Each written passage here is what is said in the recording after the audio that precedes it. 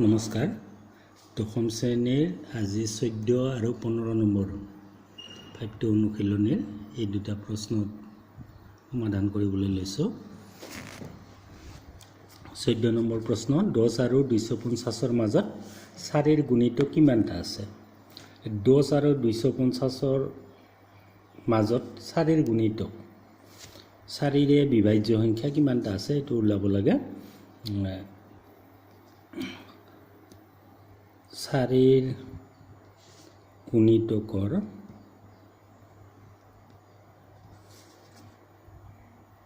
সমান্তৰ প্ৰগতিত হ'ব অলপ শৰ্টকাট লিখা হ'ল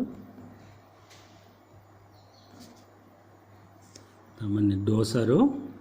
250 ৰ মাজত থকা 4 ৰ গুণিতকৰ সমান্তৰ প্ৰগতিত কেনেকুৱা হ'ব 10 টোক আৰু 4 ৰে বিভাজ্য নহয় 11 কো নহয় 10 ৰ পিছত পাম আমি 12 12 ৰ পিছত পাম আমি 16 এনেকে 20 আৰু একেবাৰে শেষত 250 4 ৰে বিভাজ্য নহয় 248 টো হ'ব এইটো হ'ব এইখিনি এই প্ৰগতিটো তেতিয়া কিমানটা পদ আছে মাজত আৰু বহুত পদ থাকিল কিমানটা আছে যদি আমি এনটা থাকা বুলি ধৰো তেতিয়া হলে এটো এনতম পদ হ'ব ধৰা হল পদৰ সংখ্যা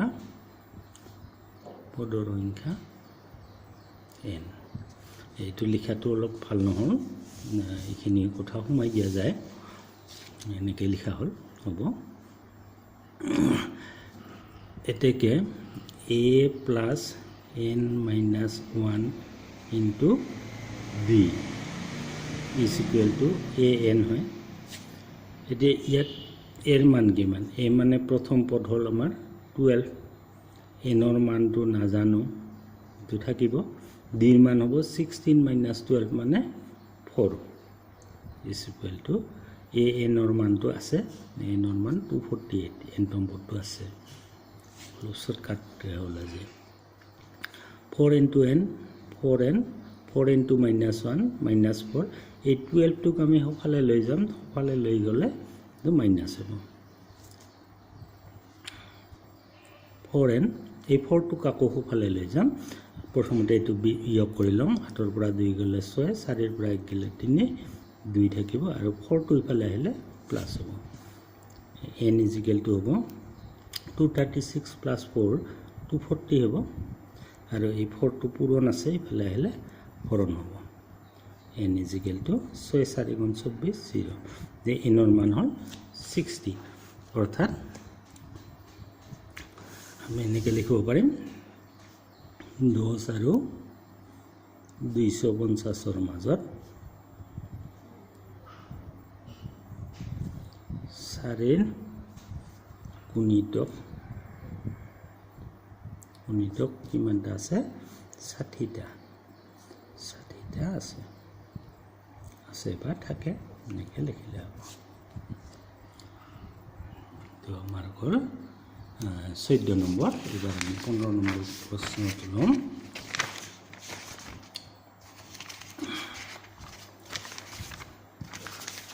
নম্বৰটো কোৱেশ্চনটো লিখা আছে মই এনৰ কি মানৰ বাবে 63 65 67 এটো এটা সমান্তৰ প্ৰগতি আৰু 3 10 17 এই সমান্তৰ প্ৰগতি দুটাৰ এনতম পদ দুটা সমান হ'ব প্ৰথমতে আছে এইটো সমান্তৰ শ্ৰেণী দিছে 63 65 67 ইয়াত a কিমান a হল 63 আৰু d হল 65 minus 63 নেকে উলাই থলে ভাল হ'ব 2 হ'ব এনতম পদ মানে a n কিমান হ'ব a plus n minus 1 into d হ'ব এনতম পদটো তো মান নাই এর মান আছে 63 n ৰ মান হল 9 minus 1 d ৰ মান হল 2 মানে এনেকে লেখা যায় 63 twice n minus 2 বা twice n 63 পৰা 2 minus কৰিলে 61 এটো আমি এক নম্বৰ দি থলোঁ আকৌ আৰু এটা শ্ৰেণী দিয়া আছে এইটো শ্ৰেণী দিছে 3 10 17 3 10 17 এইটো শ্ৰেণী ইয়াত এৰ মান হ'ব a is equal to হ'ব 3 ডিৰ মান হ'ব 10 minus 3 7 এতেকে আমি এনটম বোৰ্ডটো ইয়াৰ পৰা উলাই লম a plus n minus 1 into d হয় এর মান হল 3 n এর মান 9 d এর মান হল 7 3 7 n minus 7 যার মানে 7 n 3 এর পৰা 7 মাইনাস কৰিলে প্লাস 4 তো হ'ব 2 নম্বৰ এতিয়া আমাক কৈছে যে এনটম বোৰ্ড দুটা সমান অৰ্থাৎ 1 আৰু 2 সমান হ'ব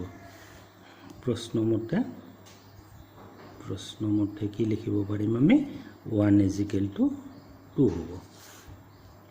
2 কে আগৰ লিখিম আমি 7n plus 4 is equal to 1 নম্বৰটো আছে twice n plus 61 আমি n বিলাক পাফালে লৈ আহো 7n 2n টো ইফালে আহিল 61 এই 4 টো ইফালে গলে 4 টো ইটো মাইনাস হ'ব minus 4 3 পৰা 7 মাইনাস কৰিলে মাইনাস হ'ব দিকে ইয়াত মাইনাস হ'ব এটো ভুল হৈছে মাইনাস হিপাৰে গলে প্লাস হ'ব এটো 7n এৰ পৰা 2n মাইনাস কৰিলে 5n হ'ব আৰু 61 আৰু 4 প্লাস কৰিলে 65 হ'ব আচ্ছা ঠিক আছে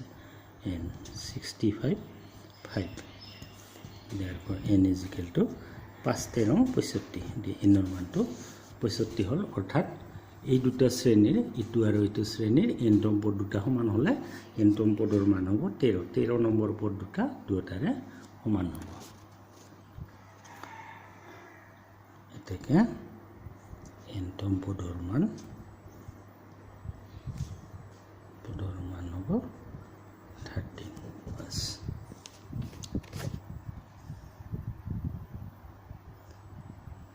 ধন্যবাদ